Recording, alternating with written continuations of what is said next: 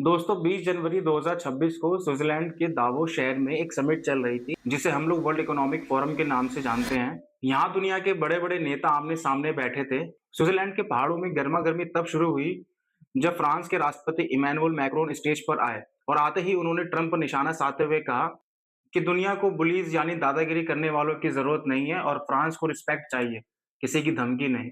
Macron का इशारा साफ था, यूएसए की तरफ। उसके बाद कनाडा के पीएम मार्क कार्नी ने भी स्टेज संभाला। उन्होंने कहा कि कनाडा कोई हार्ड पावर दिखाने वाला देश नहीं है और फिर उन्होंने कहा कि वो डिप्लोमेसी बिलीव करते हैं और साथ में ही कहा कि कनाडा कभी भी यूएसए का 51st स्टेट नहीं बनेगा, जो बार-बार ट्रंप दोहराते रहते हैं, जो उन्होंने अपने पिछले टर्म में भी कहा था और इस बार भी कह रहे हैं। ये सब बयान उन रूमर्स का जवाब था जो कह रहे थे कि ट्रंप कनाडा पर अपना कंट्रोल बनाना चाहते हैं। लेकिन असली धमाका हुआ अगले दिन दोस्तों, जब 21 जनवरी को डोनाल्ड ट्रंप स्टेज पर आए। ट्रंप ने आते ही फ्रांस के राष्ट्रपति मैक्रोन के चेहरे पर कमेंट करा। ये सब क्या हुआ इनके चेहरे पर? इसके बाद उन्होंने कनाडा को सीधी वार्निंग दी और कहा, कनाडा सिर्फ यूएसए की वजह से जिंदा है, ये बात उन्हें याद रखनी चाहिए।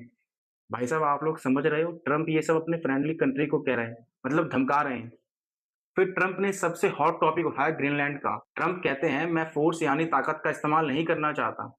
मैं बस ये चाहता हूँ कि आप हमें ग्रीनलैंड दे दें। अगर आप हाँ कहते हैं तो हम शुक्रगुजार रहेंगे, लेकिन अगर आप ना कहते हैं तो हम इस बात को हमेशा याद रखेंगे। ट्रंप की इस याद रखने वाली बात को पूरी दुनिया ने गहराई से लिया और एक तरफ फ्रांस और कनाडा इंटरनेशनल रूल्स की बात कर रहे हैं और वहीं दूसरी तरफ ट्रंप ट्रांजैक्शन पॉलिटिक्स खेल रहे हैं।